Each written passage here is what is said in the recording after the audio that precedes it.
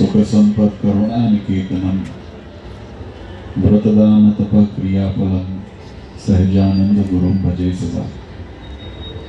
वर्णिवेश रमणीय दर्शनम् मंदहास्य रुचिराननाम्बुजम् पूजितं सुरनरोत्तमे मुदा धर्मनन्दनमहं विचिन्तये। त्वं सुकान्तव्रतं कान्तं त्वं कान्तं सर्वदोगतं त्वं गते द्वेगदेवत्वं त्वं वन्दे भक्तिकासुतम्। सर्व अवतारी सर्व कारणना कारण अपना सौना मोक्षदाता इष्टदेव भगवान श्री स्वामीनारायण संप्रदाय दक्षिण विभाग अधिष्ठाता देव वड़तालवासी श्री लक्ष्मीनारायण देव हरिकृष्ण महाराज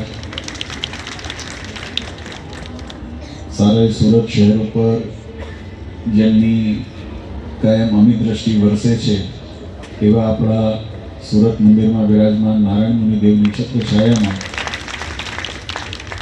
मोटा वराछा विस्तार ने आंगणे मूर्ति प्रतिष्ठा महोत्सव ना शुभ प्रसंगे आयोजित कथा पारायण शुभ अवसरे सभा में उपस्थित धर्मकुल आश्रित वाला सर्वे अमरा संतो पार्षदों श्रीजीना लाडीला धर्मकुल आश्रित वाला सर्वे सत्संगी हरिभक्तों सर्व सामाजिक राजकीय उपस्थित महानुभावों उपस्थित धर्मप्रेमी सज्जनों सर्व मोक्षभागी जीवात्माओं दरेक भक्तजनों ने अमरा हृदयपूर्वक जय स्वामीनारायण। वाला भक्तों भगवान श्रीहरिनी असीम कृपा थी आज सूरत सत्संग शहर ने आंगणे सत्संग में एक नवीन पीछू उमेरावा जोई रह्यो छे। आम तो सूरत नो सत्संग ए भगवान श्रीहरि समकालीन सत्संग छे અને એમાં પણ વિશેષ કરીને જ્યારે આપણા સૌરાષ્ટ્ર કાઠિયાવાડથી ભાવિક ભક્તો પોતાના રોજગાર ઉદ્યમ માટે આ શહેરની અંદર જ્યારે સ્થળાંતર થયા જ્યારે અહીં આગળ આવીને વસ્યા ત્યારે એ ભક્તોએ પોતાના શરીરની પોતાના પરિવારની જેમ ચિંતા કરી અને એના માટે સ્થળાંતર કર્યું પોતાના ગામ વતન પરિવારથી અહીંયા દૂર આવી વસ્યા પણ આજે આનંદની વાત એ છે કે ભક્તોએ પોતાની આત્મકલ્યાણની જે મોક્ષની જે રીત છે એને અહીંયા પણ જાળવી રાખી છે। આપણા શાસ્ત્રોની અંદર જીવાત્મા માટે 4 પ્રકારની સિદ્ધિ બતાવી છે ધર્મ અર્થ કામ અને મોક્ષ। આ ચારે પુરુષાર્થની સિદ્ધિ જીવાત્માને કેમ થાય તો એના માટેના જે શાસ્ત્રોએ ઉપાય બતાવ્યા છે એ ઉપાયોને પોષણ મળે જીવાત્માને કોઈ કાર્ય કરવું હોય તો એની અંદર 2 વસ્તુની આવશ્યકતા જરૂર પડે છે। એક એ વિષયને કરવાની પાત્રતા અને બીજું એ વિષયને કરવાનો પુરુષાર્થ। આવડત વગરનો પુરુષાર્થ કરો તો વૈતૃ કહેવાય અને આવડત હોય ને પુરુષાર્થ ન કરો તો એ જ્ઞાન અથવા સમજણ વિફળ કહેવાય। આપણી સંસ્કૃતિ આપણને બંનેનો સમન્વય કરાવ્યો છે। જીવાત્માને શાસ્ત્ર દ્વારા કથા વાર્તા દ્વારા જીવનની અંદર રૂડા ગુણ આવે ધર્મરૂપી સદાચારનું સિંચન થાય અને એના દ્વારા પાત્રતા કેળવાય અને એવી પાત્રતા કેળવીને જીવાત્મા જ્યારે મહાત્મા જ્ઞાને યુક્ત ભગવાનની ભક્તિને અનુસરે એ ભક્તિ રૂપી પુરુષાર્થ કરે ત્યારે એ જીવાત્માને પોતાના હેતુલક્ષી જે મોક્ષની પ્રાપ્તિ અથવા તો પરમાત્માની પ્રાપ્તિ અથવા તો સકામ ભક્તિ હોય તો એ સકામ જે કામના હોય એની સિદ્ધિ એ જીવાત્માને થાય છે। આજે મંદિર એ ભગવાનની ઉપાસનાનું કેન્દ્ર છે. તમે જુઓ, ભગવાન સ્વામિનારાયણે જ્યારે મંદિરો નિર્માણ કરાવ્યા ત્યારે મંદિરની કેટલીક મર્યાદાઓ કરી છે. મહારાજે આપણે વચનામૃતમાં મહિમા તો કીધો જ કે અમે મંદિરો કરાવ્યા, કે મંદિર હશે તો ધર્મ અને ભક્તિને પોષણ મળશે વગેરે. મહારાજે ખૂબ મહિમા બતાવ્યો છે.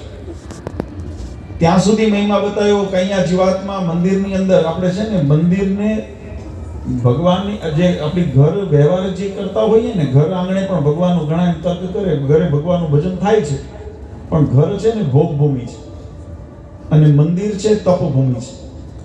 અને પોતાના ઘરે તમે જે કર્મ કરો એ કર્મનું યથાર્થ યત્કિંચિત ફળ મળે. એક માળા કરો તો એક માળાનું ફળ મળે. સત્સંગી જીવનમાં મહારાજે બહુ વિસ્તારથી આ વાત સમજાવી છે. અને એ જ કાર્ય જ્યારે પરમાત્માના સન્નિધિની અંદર જઈને કરો ત્યારે એનું અનંત ગણું પુણ્ય મળે છે. આ એનો મહિમા છે. પણ એનાથી વિશેષ મહારાજે એક મર્યાદાની વાત શીખવાડી. મહારાજે કીધું, ભગવાનના દેવ દર્શન કરવા આવ્યા હોય ને ત્યારે ગ્રામ્ય વાર્તા ન કરવી. આ વાત બહુ મહત્વની છે. કારણ કે જીવાત્મા પોતાના રોજિંદા જીવનની અંદર, વ્યવહાર માર્ગની અંદર એ 24 કલાક એ રચોપચો રહેતો હોય, અનેક પ્રકારની વિટમણાઓની અંદર ઘેરાયેલો હોય, અનેક પ્રકારના કર્મ કરતો હોય, ત્યારે એ કર્મના લેખાજોખા એના કર્મના ફળ સ્વરૂપે જીવાત્માની સાથે બંધાય છે.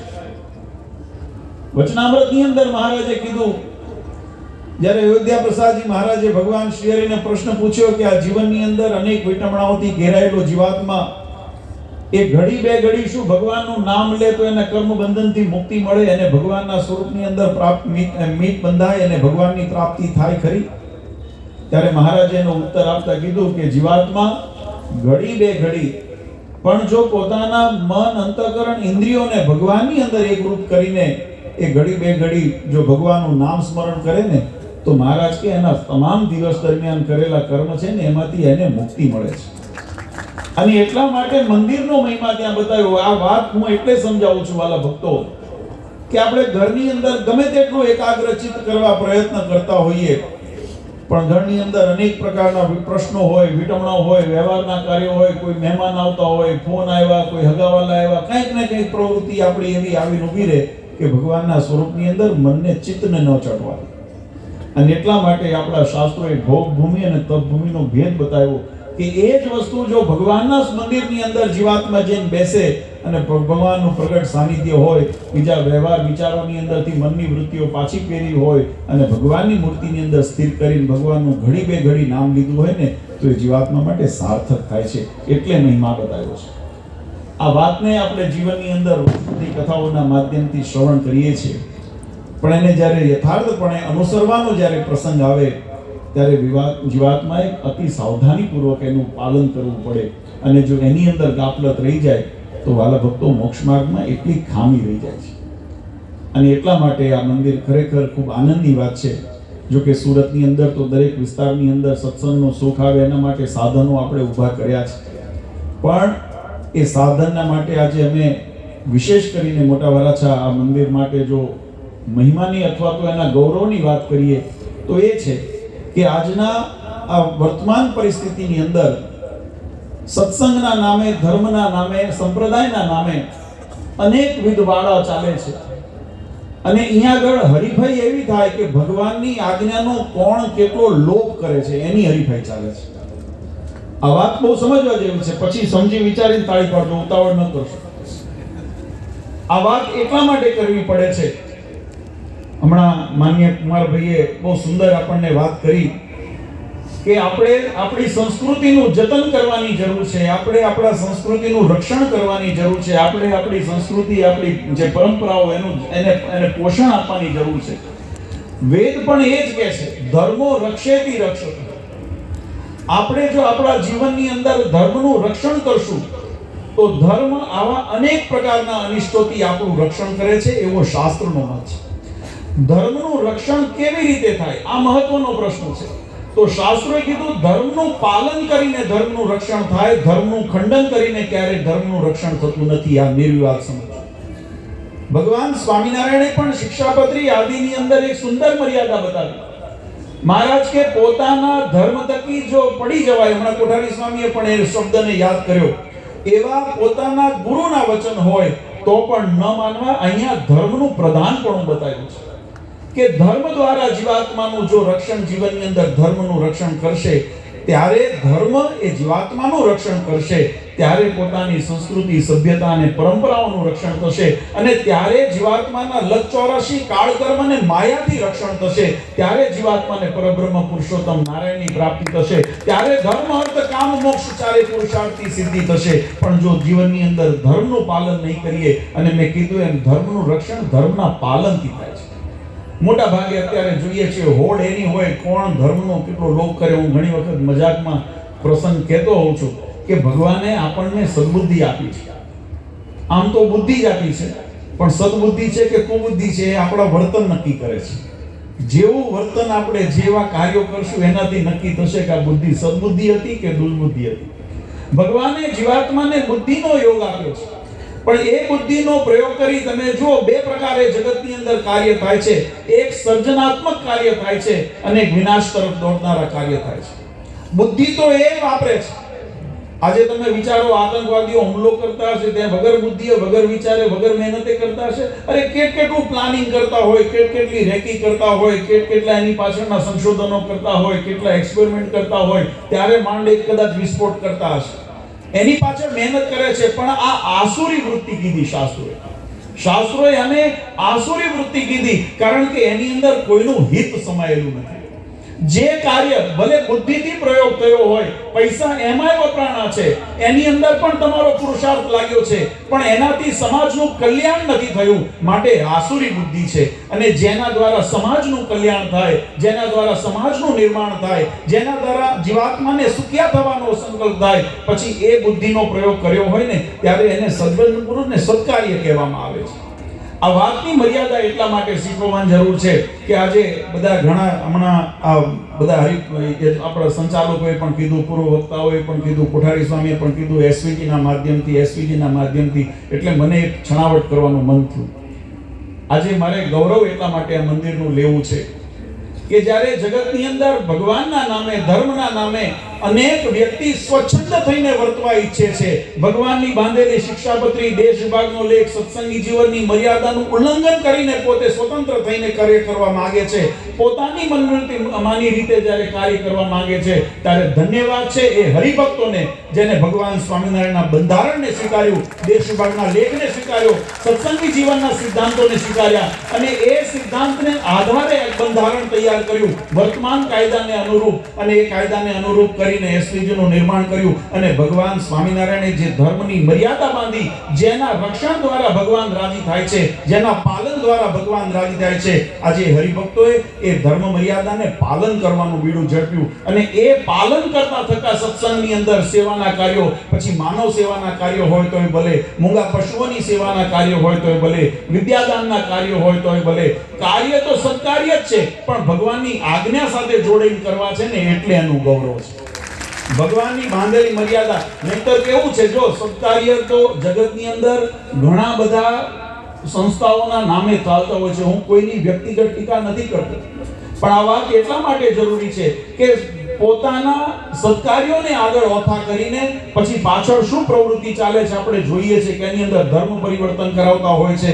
લાચાર બિચારા ભોળા વ્યક્તિઓને પોતે ભોળવીને પોતાના સ્વાર્થને સિદ્ધ કરવા માટે ઉપયોગ કરતા હોય છે. આ બધું પણ સત્કાર્યના નામે જ થાય છે. અને એટલા માટે વાલા ભક્તો જરૂરી છે કે સત્કાર્યને સત્કાર્યની રીતે થાય, ધર્મ કાર્યની રીતે થાય, તો ધર્મની રક્ષા થશે. અને જો ધર્મની રક્ષા થશે ને તો સંસ્કૃતિ અને પરંપરા અને ભારતીય જે આપણો આદર્શ છે એની રક્ષા થશે.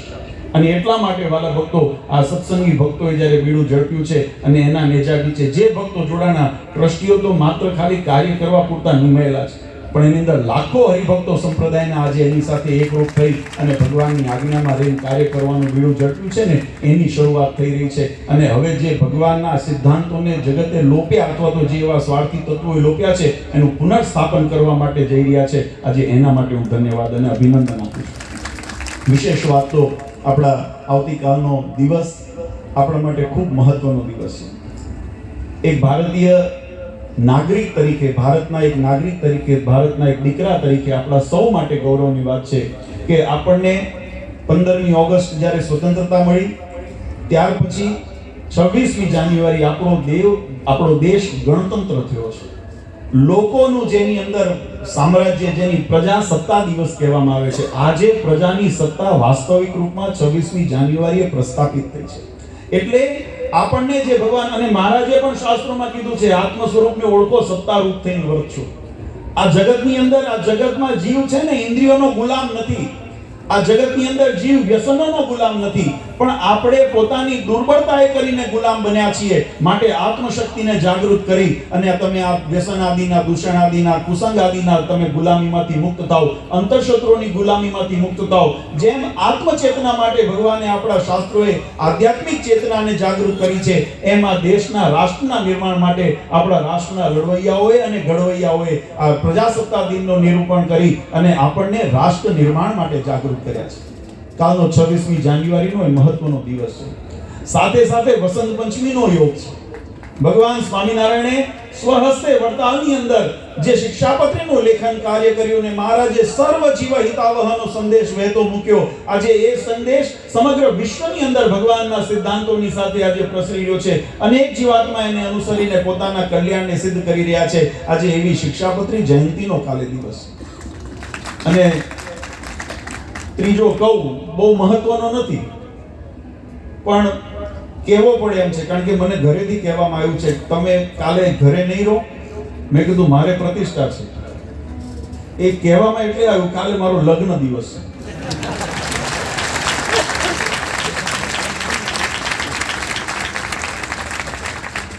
લગ્ન દિવસ હોય એટલે સ્વાભાવિક રીતે ઘરમાં થોડો ઉત્સાહ હોય. જો કે ઉત્સાહ છે એવું તો કેવું હોય બધા ગ્રહસ્થો જાણે છે, આમાં સંતોન ત્યાગીઓને ખબર ન હોય. અમારો વ્યવહાર કેવો હતો એ અમને ખબર હોય, પણ મારા માટેની જવાબદારી, જે કર્તવ્ય છે મારું, એ મહત્વનું છે. અને એટલા માટે ભગવાનની આજ્ઞા પ્રમાણે અહીંયા આપણે પ્રતિષ્ઠા મહોત્સવ હતો. કાલનો બહુ સુંદર સુભગ સમન્વય, વસંત પંચમીનો દિવસ, શિક્ષાપત્રી જયંતી અને આપણો ગણતંત્ર દિવસ, પ્રજાસત્તા દિવસ આપણો. અને આવા શુભ દિવસે ભગવાન શ્રીહરિનું મૂર્તિ સ્વરૂપ, અર્ચા સ્વરૂપ એ આપણા મંદિરની અંદર પ્રતિષ્ઠિત થવાનું છે. આ વાતની અંદર વાલા ભક્તો એટલો વિશ્વાસ રાખજો, ભગવાન સ્વામિનારાયણે જે શિક્ષાપત્રીની અંદર આદેશ કર્યો છે કે અમારા પધરાવેલા સ્વરૂપોની અંદર અમારું પ્રગટપણું રહેલું છે.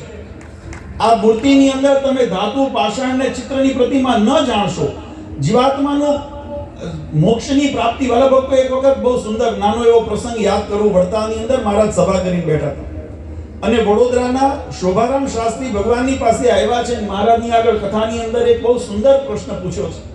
મહારાજને કે મહારાજ, જ્યારે જીવાત્માને કોઈ મુમુક્ષુ હોય, એને નિર્વિકલ્પ સમાધિ થાય, ત્યારે એ જીવાત્માને એ ગુણાતીત થાય, એટલે કે જે માયાના 3 ગુણ છે, એ 3 ગુણ રજ, સત, તમથી ઉપર, સ્થૂળ, સૂક્ષ્મ અને કારણ ભાવથી ઉપર થઈને બ્રહ્મરૂપ થાય અને ત્યારે એકાંતિક ભક્ત થાય. કોણે? જ્યારે નિર્વિકલ્પ સમાધિ જીવાત્માને થાય. એટલે શરીરની અંદર રહેલા આત્મા માટે જ્યારે બીજો કોઈ વિકલ્પ ન હોય, એક પરમાત્માની અંદર લક્ષ્યને એકાગ્ર કરી ચિત્તને એની અંદર પોરવી દે, એવી જ્યારે સ્થિતિ જ્યારે નિર્માણ થાય, શરીર આદિ સ્થૂળ કારણ ને સ્થૂળ, સૂક્ષ્મ ને કારણ શરીરથી જ્યારે પર થઈ જાય, બ્રહ્મ રીતે પામીને પરમાત્માની અંદર એકમય થઈ જાય, ત્યારે જીવાત્માને નિર્વિકલ્પ સમાધિ કીધી ને એવા ભક્તને એકાંતિક ભક્ત કીધું. પણ એવી સ્થિતિ નિર્વિકલ્પ સમાધિની ન સર્જાણી હોય ત્યારે જીવાત્માની શું ગતિ થાય? આવો પ્રશ્ન પૂછવામાં આવ્યો છે. ત્યારે મહારાજે એનો બહુ સુંદર ઉત્તર કીધો. સંક્ષિપ્તની અંદર હું વાત કરું વાલા ભક્તો, ભગવાન સ્વામિનારાયણે ઉત્તર એમ કીધો કે તમે એમ માનતા હો કે સમાધિ પ્રાણનો નિરોધ કર્યા પછી જ સમાધિ થાય અને એ સમાધિ જ નિર્વિકલ્પ સમાધિ કહેવાય, તો શાસ્ત્રોને એવો મત નથી. જ્યારે એમાં કીધું કે સ્વર્ગ, વિસર્ગ આદિ જે 9 વિશ્વના જે એના લક્ષણો બતાવ્યા છે, એનો જ્યારે યથાર્થ રૂપ સમજીને અને એના આશ્રય રૂપ એવા જે પરબ્રહ્મ પુરુષોત્તમ નારાયણ, એ પુરુષોત્તમ નારાયણની અંદર જીવાત્માની અચળમતી થઈ જાય ને, એને નિર્વિકલ્પ સમાધિ કીધી છે.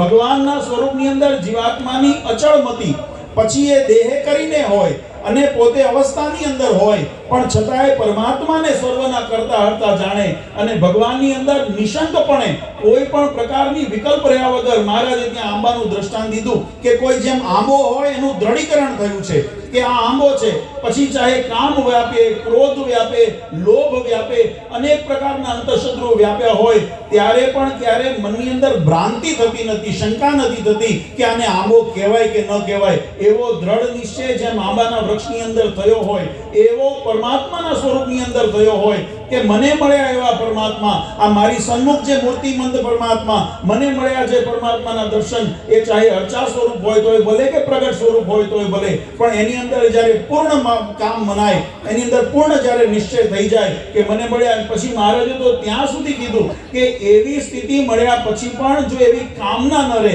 કે પરમાત્મા અક્ષરધામમાં કેવા હશે, કારણ કે એ કામના છે ને એ સંકલ્પ વિકલ્પ કરાવે છે કે મને મળ્યા એમાં મને શંકા રહી છે, અહીંયા આવા છે તો અક્ષરધામમાં કેવા હશે. મહારાજે મર્મ કાઢીને વાત કરી. મહારાજ કે અક્ષરધામમાં જે છે ને એ જ અહીંયા છે. આ ભગવાન જે ધામની અંદર એ જ પરમાત્મા. વચનામૃતની અંદર મહારાજે સ્પષ્ટ કર્યું વાલા ભક્તો કે અનંત સૂર્ય ચંદ્રથી દૈદીપ્યમાન એવું ભગવાનનું ધામ, ત્યાં ભગવાન સદા સાકાર વિભુજ દિવ્ય મૂર્તિ બિરાજે છે. એ જ પરમાત્મા અનેક જીવાત્માના કલ્યાણને અર્થે આ ધરા ઉપર મત્સ્ય, કચ્છ, વરા, નરસિંહ આદિ અવતાર ધારણ કરે છે, રામકૃષ્ણ આદિ અવતાર ધારણ કરીને વિચરણ કરે છે. અને મહારાજે ત્યાં સુધી સ્પષ્ટીકરણ વચનામૃતમાં કર્યું કે એવું નથી કે ત્યાં પરમાત્મા જુદા છે ને અહીંયા આગળ જુદા સ્વરૂપે આવે છે. મહારાજ કે એ જ પરમાત્મા અહીંયા આવે છે. એટલે અક્ષરધામની અંદર જે રહેલું સ્વરૂપ અને આપણી સન્મુખ જે બિરાજમાન સ્વરૂપ એની અંદર મહારાજ કે રતિ માત્ર પણ ફેર નથી. આ નિશ્ચય મળ્યાનો, જે પોતાને મળ્યાનો નિશ્ચય દ્રઢ થાય અને પછી મહારાજ કે જો એવો નિશ્ચય દ્રઢ ન થયો હોય ને તો કદાચ સમાધિ અવસ્થાની અંદર હોય તો પણ એને સવિકલ્પ જ સમાધિ કહીએ છીએ અમે, એને નિર્વિકલ્પ સમાધિ કહેતા નથી. આવી જેને નિર્વિકલ્પ સમાધિ થઈ હોય એને પછી મર્યા પછી ધામ મળે કે કેમ એની શંકા ન રાખે. એને તો છતે દેહે પરમાત્માનું સાનિધ્ય અને પરમાત્માની ધામની પ્રાપ્તિ છે. આ મોક્ષની પરિભાષા છે, આ મોક્ષની પરિભાષા છે. અને એને પામવા માટે આ મંદિર એ ઉપાસનાનું કેન્દ્ર છે. આપણે કાલના શુભ મુહૂર્તની અંદર આની અંદર જ્યારે પરમાત્માના વેદોક્ત વિધિથી મંત્રોચ્ચાર સાથે મૂર્તિની અંદર આવાહન કરવામાં આવશે. શરીરની અંદર જેમ પ્રાણનો આવિર્ભાવ થાય છે એમ મૂર્તિરૂપી શરીરની અંદર પરમાત્મા તત્વનો આવિર્ભાવ થશે અને પછી એ મૂર્તિમંત બનશે. એ મૂર્તિ એ જાગૃત બનશે અને એ જાગૃત બનીને જીવાત્માના આપણને ઘણી વખત એમ થાય કે આ પ્રતિસાદ કેમ નથી આપતા. આ વાત બહુ લોજિક, કારણ કે અત્યારે આધુનિક જે વૈજ્ઞાનિક જે ભણતરવાળા જે હોય ને એને તર્ક વિતર્ક ઘણી વખત થતા હોય, કારણ કે આધ્યાત્મિક ક્ષેત્રનો અથવા આપણી પરંપરાનો અનુભવ નથી, એની સાધના નથી, એવી પરિસ્થિતિ નથી. એટલે ઘણી વખત તર્ક વિતર્ક થાય કે મૂર્તિ ક્યાં બોલે છે, મૂર્તિ ક્યાં. તમે અનુભવ તો કરો. હજારો જીવાત્માને એવા પ્રસંગો બન્યા હશે કે જ્યારે મનની અંદર કોઈ મૂંઝવણ થતી હશે ને અને ભગવાનની મૂર્તિ આગળ જઈને જ્યારે પ્રાર્થના કરીએ છીએ ને તો મનની મૂંઝવણો પાર થઈ હશે અથવા તો એનું સમાધાન મળ્યું છે. એ પ્રગટ પ્રેરણા કરનાર કોણ છે? એ પ્રગટ પ્રેરણા કરનાર પરમાત્મા પુરુષોત્તમ નારાયણ છે. આપણા ઘણા મનોરથ પૂર્ણ કરતા હોય, ઘણી વખત દર્શન દીધા હોય, ઘણી વખત એ મૂર્તિમાંથી પ્રગટ થઈને આપણા હાલચાલ પૂછે. આવા અનેક દ્રષ્ટાંત. પણ એ સિદ્ધિને પામવા વાર લાગે. મેં ગઈકાલે પણ હમણાં એક સભાની અંદર વાત કરી હતી. મેં કીધું બે વસ્તુની આપણે અનુસંધાન રાખવી પડે. તમને એક નાનું એવું દ્રષ્ટાંત આપું. હમણાં આપણે થોડા દિવસો પહેલાનો જે આપણો સમય છે, સમગ્ર વિશ્વ ઉપર એક કાળ સમય આવ્યો હતો અને કોરોના વાયરસ સર્વત્ર વ્યાપ્યો હતો. આ કોરોના વાયરસની અંદર આમાંથી કેટલાય કોરોના વાયરસ જોયો છે? મને કહો, આંગળી ઊંચી કરે. કોરોના જોયો છે? શું વાત કરો? એનો અનુભવ કર્યો છે? કોરોના વાયરસનો જે એનો પ્રકોપ થયો એ પ્રકોપનો અનુભવ કર્યો છે. વાયરસનું રૂપ જોયું છે? નથી જોયું. પણ છતાંય જ્યારે હું આ શબ્દ બોલું કોરોના વાયરસ એટલે તમારા બધાની આંખોની અંદર એક ચિત્ર આવે છે. અને ચિત્ર કેવું આવે છે? ગોળ દડા જેવું અને એના ઉપર નાની નાની ટોપ નીકળેલી હોય એવું જ બનાવ્યું છે ને કંઈક વૈજ્ઞાનિકોએ, એવું બતાવ્યું ને. એના હવે આપણામાંથી કોઈ આ કોરોના વાયરસ જોયો નથી, પણ છતાંય જ્યારે કોરોના શબ્દનો પ્રયોગ કરીએ એટલે આપણી સન્મુખ એ આકૃતિ આવે છે. તો એ આકૃતિ કેમ આવી? વસ્તુ સમજો. એ આકૃતિ એટલે આવી કે એના જે નિષ્ણાત હતા વૈજ્ઞાનિકોએ એના યંત્રોની અંદર જેના ઉપકરણો છે માઇક્રોસ્કોપ હોય કે બીજા જે પણ એના યંત્રો હોય એની અંદર એનું પરીક્ષણ કર્યું અને પરીક્ષણ કરીને એમને જે આકૃતિની અનુભૂતિ થઈ, એમને જે આકૃતિ દેખાણી એનું એમને ચિત્ર બનાવ્યું અને એ ચિત્ર પછી વાયરલ થયું, પ્રચારમાં આવ્યું અને પ્રચારની અંદર આપણે ફોટામાં જોયું એટલે આપણે માન્યું કે આ ફોટો એ કોરોના વાયરસનો છે. બરાબર, આપણે નજરે જોયો નથી, પણ આપણે હવે આના બે વિકલ્પ છે. કાં તો તમે એવા નિષ્ણાત થાઓ, તમને એવા યંત્રોની પ્રાપ્તિ થાય અને તમે પોતે સાયન્ટિસ્ટ બનો, તમે પોતે એવા હોશિયાર બનો, ડોક્ટર બનો કે જેની માધ્યમથી તમે લેબોરેટરીમાં જાઓ અને તમે એનું પરીક્ષણ કરો અને તમે એના દ્વારા એને અનુભવ કરી શકો અને તમે એને ડિફાઇન કરી શકો કે ભાઈ આનું આવું આવું લક્ષણ છે, આનું આવું છે. એવું જ્ઞાન તમે મેળવો, કોઈ ના નથી પાડતું. તમે મેળવશો તો તમને પ્રત્યક્ષ અનુભવ થશે. અને બીજો વિકલ્પ શું છે? બીજો વિકલ્પ એ છે કે કદાચ તમને એવી સ્થિતિ નથી પ્રમાણી, તમારી પાસે એટલું જ્ઞાન નથી, તમારી પાસે એવા ઇક્વિપમેન્ટ્સ નથી, તો તમારા માટે બીજો વિકલ્પ એ છે કે તમે જે પણ નિષ્ણાતોએ માર્ગદર્શન આપ્યું હોય, ડોક્ટરોએ ગાઈડલાઈન આપી હોય એની અંદર વિશ્વાસ કરીને પાલન કરો. સરકારશ્રીએ આપણા માટે તે વખતે જન કર્ફ્યુ ડાલ્યો હતો, આપણા માટે લોકડાઉન કર્યું હતું, માસ્ક પહેરવાના ને સેનેટાઈઝ વાપરવાના ને સોશિયલ ડિસ્ટન્સિંગ રાખવાના નિયમનો કર્યા હતા. આપણને એનું લોજિક ખબર ન હોય પણ એના નિષ્ણાતોએ ગાઈડલાઈન આપી કે આ રોગ ચેપથી અહીંયા આગળ હવાની અંદર પણ વાયરસ ફેલાય છે, માટે મોઢું બંધ કરીને, નાકે રૂમાલ બાંધીને કે આ માસ્ક કરીને રાખજો. એના વચનમાં વિશ્વાસ રાખ્યો. જેને કદાચ બહાર ગયા ને, ઘણા એવા હતા ફાંકો મારનારા, અમને કંઈ ન થાય, અમને કંઈ ન થાય, અને એમાંથી હશે કદાચ ભાગ્ય, કદાચ ભગવાને રક્ષા કરી હોય ને કોઈ બચી ગયા હશે, પણ મોટા ભાગના બધા ગયા સંસારમાંથી. ગયા કે ન ગયા? કેમ ગયા? બેસાવધાની. તો તમારી પાસે બે વિકલ્પ છે. કાં તો તમે સ્વયં નિષ્ણાત બનો, તમને કોઈ ના નથી પાડતું, તમે વ્રત, તપ, આદિ શાસ્ત્રોએ જે મર્યાદાઓ જે એના સિદ્ધિ કર, કારણ કે દરેકના પ્રોસેસ હોય ને. તમારે એન્જિનિયર થવું હોય તો એના પ્રોસેસમાંથી પસાર થવું પડે, તમારે ડોક્ટર થવું હોય તો એના પરીક્ષણમાંથી પસાર થવું પડે, તમારે સાયન્ટિસ્ટ થવું હોય તો એના પરીક્ષણમાંથી પસાર થવું પડે. એમ આધ્યાત્મિક ચેતનામાં પરબ્રહ્મ પુરુષોત્તમ નારાયણને જો અનુભૂતિ કરવી હોય, આત્મચેતનાની અનુભૂતિ કરવી હોય તો એનો શાસ્ત્રોએ પ્રોસેસ બતાવ્યો છે. તમે નિસંદેહ આની અંદરથી પાર થાઓ, પારંગત થાઓ અને તમને પોતાને અનુભવ થાય. અને જો એ સ્થિતિને આપણે પામી શકતા નથી તો કમસે કમ જે નિષ્ણાતોએ, જે ઋષિમુનિઓએ, આચાર્યોએ જેને અનુભવ કર્યો છે અને અનુભવ કરીને એનો રેખાચિત્ર આપણને આપ્યું છે કે આ ભગવાન આવા હોય તો એની અંદર વિશ્વાસ કરતા થાઓ. એની અંદર વિશ્વાસ કરજો. જેમ ડોક્ટરના વચનની અંદર વિશ્વાસ કરીને એનું પાલન કરવાથી તમારું રક્ષણ થાય છે, એમ આ શાસ્ત્રોના ઋષિમુનિઓએ, આચાર્યોએ, નંદસંતોએ જે આપણને અનુભવ કરીને જે એનું રેખાચિત્ર બતાવીને ધર્મ મર્યાદાઓ શીખવી છે, ભગવાનને રાજી કરવાના માર્ગ બતાવ્યા છે, પોતાની આત્મકલ્યાણના માટે, પોતાના ઇન્દ્રિયોની પવિત્રતા માટેના ધર્મ મર્યાદાઓના જે માર્ગ બતાવ્યા છે એનું જો પાલન કરશો ને, પછી મહારાજ કે તમે જાણતા હોય તોય ભલે ન જાણતા હોય, દવાનો ગુણ છે કે ગુણ કરવું.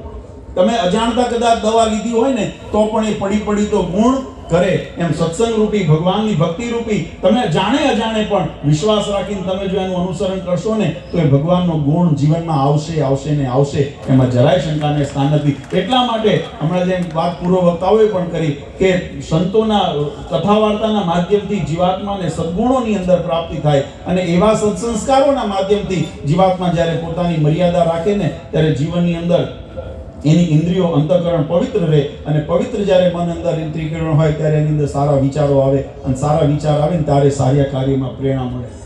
આ બહુ સુંદર સિદ્ધાંત આપણને શાસ્ત્રોએ બતાવ્યો છે. પણ ખરેખર આનંદની વાત એ છે કે આજે સુરતની આંગણે આમ તો નારાયણ મુનિ દેવની આપણા ઉપર કાયમ છત્રછાયા રહેલી છે. એની કૃપા દ્રષ્ટિથી આ સત્સંગ કાયમ ચડતો ને ચડતો. હું કાયમ કહું છું કે સુરત એટલે આખા સંપ્રદાય નહીં, આખા દેશનું શકલ કહેવાય.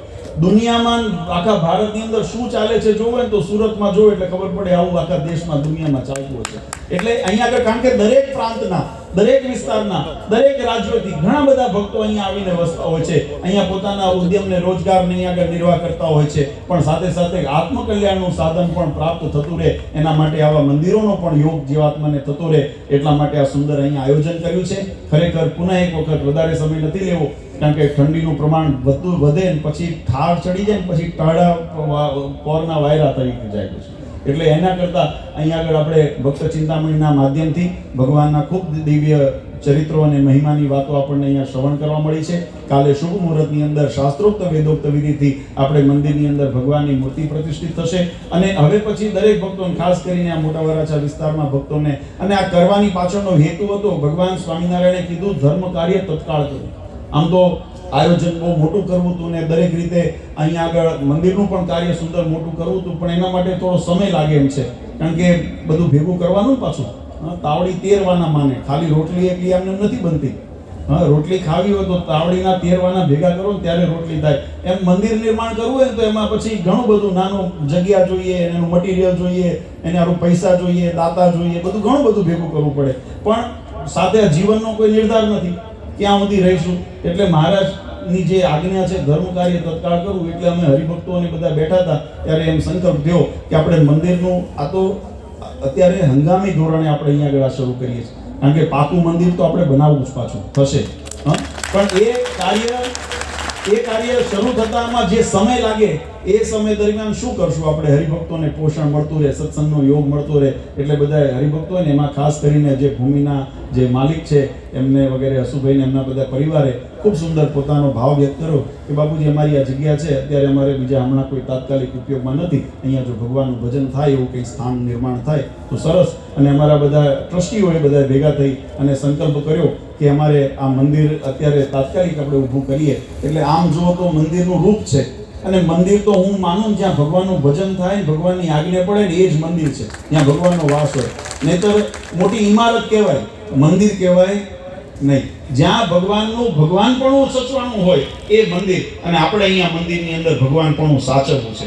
ભગવાનની આજ્ઞાનું પાલન થાય, ભગવાનની આજ્ઞાનું પોષણ થાય અને ભગવાનના ભક્તોને અહીંયા આગળ સુખ આવે એના માટે નિર્માણ કર્યું છે. એટલે મોટું વૈભવી કરવાનું જરૂર નહોતું અને દિવ્ય કરવું છે. અને દિવ્ય કરવાના ભાગરૂપે કાલના શુભ મુહૂર્તની અંદર આપણે સત્સંગનું કાર્ય શરૂ કરશું અને ભવિષ્યની અંદર ભગવાનને પ્રાર્થના કરીએ, જેમ અહીંયા હમણાં અમારા સભા સંચાલક જન્મગઢ ભગતે વાત કરી કે અનેક પ્રકારના આવા સંકલ્પો કર્યા છે. અનેક વિસ્તારની અંદર ભગવાનના આવા દિવ્ય ધામ નિર્માણ થાય અને એમાં બધા હરિભક્તો જેને ભગવાનની આજ્ઞામાં રહેવું છે, મારો ખાસ આ એક કોલ સમજો, જેને ભગવાનની આજ્ઞામાં રહેવું છે એ જ આમાં આપજો. નહીં તો અમારે કોઈનું પાપીઓનું જોતું નથી, અમારે કોઈ અધર્મીનું જોતું નથી. મહેરબાની કરી ના આપશો. અહીંયા ભગવાનનું, જેને સત્સંગનું સુખ લેવું હોય, ભગવાનની આજ્ઞાનું પાલન શીર્ષાકે કરવું હોય ને, એનો અહીંયા આગળ આવકાર છે. અને એના માટે મંદિરના દરવાજા 24 કલાક ખુલ્લા રહેશે. ભગવાન અડધી રાતે તમારા ભાવ પૂર્ણ કરશે એવો મને વિશ્વાસ છે. માટે ખૂબ શોભા એની બાહ્ય ઇમારત નથી, અહીંયા ભગવાનનું ભજન કેટલું થાય છે એની વાસ્તવિક શોભા છે. તો હું એવી આશા રાખું કે મારા મોટા વરાછા અહીંના વિસ્તારના ભક્તો આ મંદિરનો સદુપયોગ કરજે. મેં પહેલા શરૂઆતમાં કીધું, આ ગ્રામ્ય વાર્તા કરવા માટે મંદિર નથી, ભગવાનની ભક્તિ કરવા માટે. મહારાજે જે મર્યાદા બાંધી છે, અહીંયા આવો તો એકબીજાના રાગદ્વેષનો ત્યાગ કરજો, એકબીજાના ઈર્ષાનો ત્યાગ કરજો. અહીંયા આવીને ભગવાનના સ્વરૂપની અંદર મમત્વ થાય. આ ભગવાનના ભક્ત છે એના માટે અહોભાવ થાય, ભગવાનના સંતો આવ્યા હોય તો એના માટે અહોભાવ થાય. અને સત્સંગની અંદર એકબીજાની અંદર આત્મીયતા થાય અને ભગવાનનું ભજન થાય અને બધાને સુખ આવે. અને એના માધ્યમથી અનેક સમાજલક્ષી કાર્યો થાય. ભગવાન સ્વામિનારાયણ શિક્ષાપત્રીમાં જે આદેશો કર્યા છે એ પછી વૃદ્ધોની સેવા હોય તો ભલે, રોગીની સેવા હોય તો ભલે, મૂંગા પશુની સેવા હોય તો ભલે, સમાજ નિર્માણના કાર્યો હોય તો ભલે, વિદ્યાદાનના કાર્યો હોય તો ભલે, પણ બધા ભગવાનની આજ્ઞામાં રહી અને વિકાસના કાર્યો એના માધ્યમથી થતા રહે એવી હરિકૃષ્ણ મહારાજ નારાયણ મુનિદેવના ચરણારીમાં પ્રાર્થના કરું છું. પુનઃ એક વખત જે ભક્તોએ પોતાની સદલક્ષ્મીનો વ્યય કરી અને આવા સુંદર કાર્યોની અંદર પોતે સેવા લખાવી છે એવા તમામ દાતાઓને અમે અંતરથી ખૂબ ખૂબ આશીર્વાદ આપીએ છીએ. ભગવાન તમારા સૌનું ખૂબ મંગળ વિસ્તારે અને સર્વ રીતે સૌને સુખ્યા કરે એવી ભગવાન શ્રી હરિના ચરણારીમાં પ્રાર્થના કરી પરમ પૂજ્ય સનાતન ધર્મ ધુરંધર આચાર્ય શ્રી અજેન્દ્ર પ્રસાદજી મહારાજ, અશોક ગાડીવાળા પૂજ્ય માતુશ્રી અને અમારા સમસ્ત ધર્મકુળ પરિવાર વતી આપ સૌને અંતરના આશીર્વાદ આપી મારી વાણીને વિરામ આપું છું. ધ્યાન જોરદાર તાલીને ધ્વનિથી આપણે પૂજ્ય મહારાજશ્રી વધાવી લઈએ. તમામ ભક્તોને ખાસ સૂચન, પૂજ્ય મહારાજશ્રીના ચરણ સ્પર્શનો લાભ મળશે તમામ ભક્તોને. કારણ કે જ્યાં સુધી આવે નહીં ત્યાં સુધી આપણે લાચાર હોય, ક્યારે લાલજી મહારાજ આવશે. એકવાર આવી ગયા પછી